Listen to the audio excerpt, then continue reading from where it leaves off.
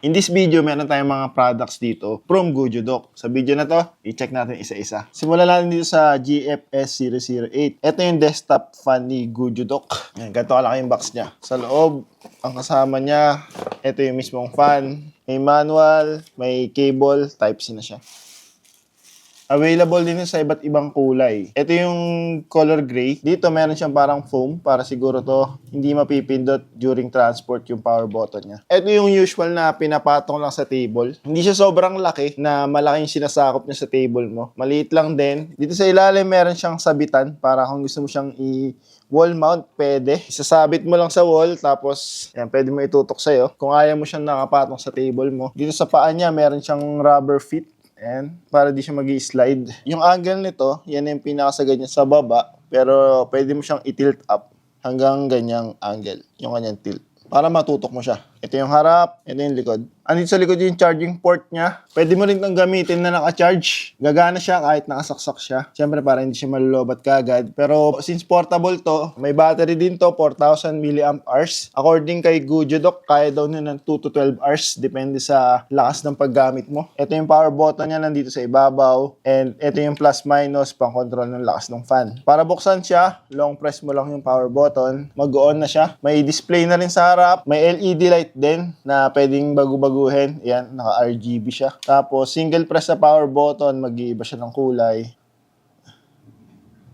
Wala nga lang siyang option para ma-off yung LED lights niya. Ito, plus minus, para baguhin yung lakas. Single press, lalakas siya ng 20 increments hanggang 100. Yung pag-ikot ng LED light, yung speed niya, na iba-iba din, depende sa lakas ng settings na naiset mo sa kanya. Tapos, pwede mo rin siyang timplahin. Pag nailong press mo tong plus minus, yung increments niya pa 1 lang. Pwedeng dahan-dahan na hindi sagad na 20-20 kagad. Sa experience ko, kahit 1 lang, ramdam mo na rin yung hangin na binubuga niya. Pag nai-20 mo, yan, mas malakas siya siyempre. Yung ingay, hindi naman ganun sobrang lakas na ingay. Hindi siya kasing ingay ng mga clip fan, yung ibang mga desk fan. So, mas nahimik naman to. Yung link nga pala ako sa mabibili itong mga Gujudok products na to. Andiyan sa description, pwede nyo i-check. Check naman natin to. Ito naman yung GFS003 portable fan. May iba't ibang mga kulay din to na pwede mapagpilian.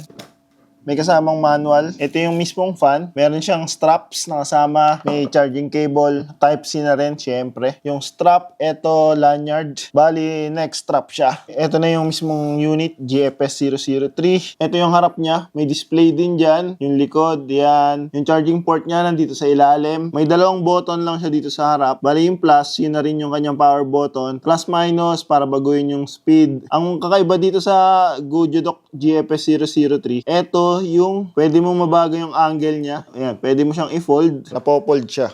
Dito sa gilid, nandyan yung kabitan niya ng lanyard. Kakabit natin mamaya para makita nyo. Para buksan, long press lang to. Mag-on na siya. May display din para makikita mo yung battery, yung speed. Pwede mo rin baguhin. Isang pindot, 20 yung itataas. Pwede mo rin siyang babaan ng pa piso-piso. Pa 1-1 lang, ayan. Long press mo lang, bababa siya. Tapos increment 20 pag single press yung ginawa mo. Ayun yung todo niya. Ito yung 1 niya. 4,000 mAh din yung battery na ito. 2 to 12 hours according kay Gujudok. Depende sa paggamit mo. Meron pala siyang goma dito. So para pag naka-fold siya na ganyan, tapos ipapatong mo, yan pwede.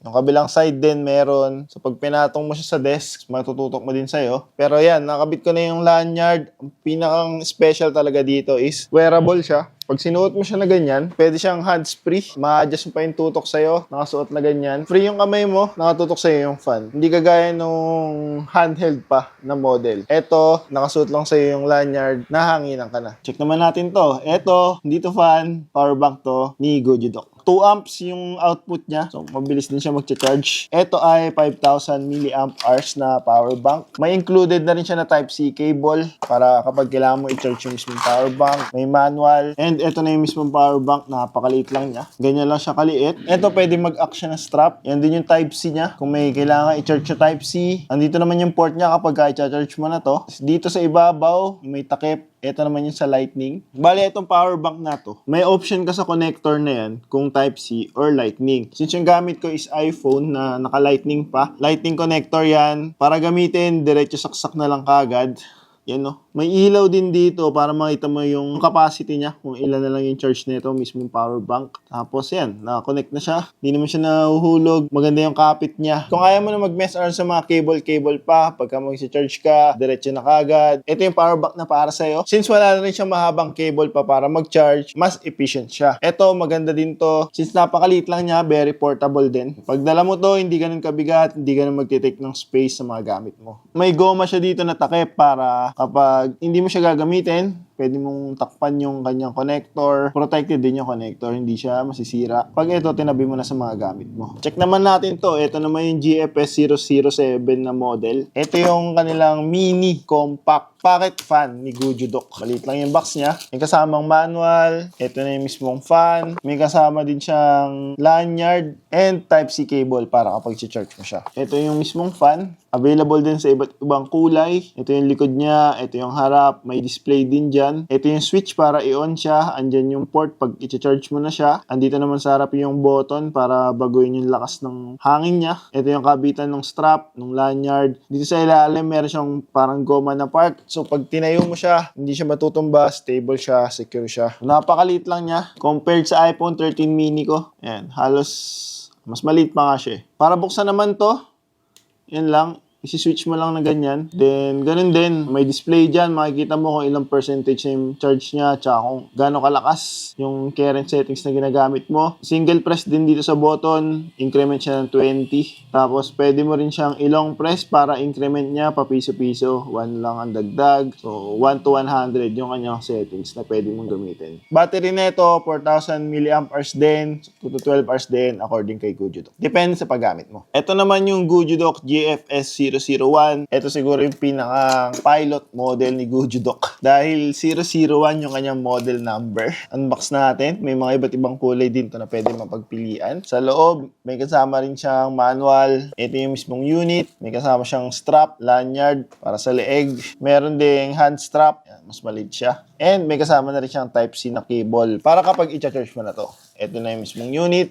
Ito yung 001. And yung harap, meron din siyang display dyan. Yung switch, andyan sa likod. Yung charging port niya, yan. Sa harap, yung kanyang control para sa lakas ng hangin. Dito sa baba, yung kabitan ng kanyang strap. And sa ilalim, meron din siyang ibang texture para kapag itatayo mo siya, yan, pwede mo siyang itayo na ganyan. Kung gusto mo lang ipatong, mapapatong mo siya. Handheld personal portable fan. Pareho lang silang handheld itong GFS 007 pero ito mas maliit, ito mas malaki. Mas matangkad to syempre. Para buksan, i-flick mo lang yung switch na yan, mag-on na siya, makikita mo yung kanyang current na battery capacity. And para baguhin yung lakas ng buga ng hangin, single press dito, increment ng 20. Pwede mo rin siyang ilong press para increment ng 1 from 1 to 100. Comparing etong dalawang to, eto, yung area na kayang bugahan nito, hindi kasing laki ng nandito sa GFS 001. Dito mas malaki na bubugahan niya ng area. So, yun yung pagkakaiba nilang dalawa. Ito naman yung GFS 006. Available din sa iba't ibang kulay. Yun yung mga kulay na pwede mapagpilian. Check natin. Parang similar siya dun sa GFS 001. May manual na kasama. May lanyard strap din. May USB Type-C cable para kapag i-charge mo siya. Ito na yung mismong unit.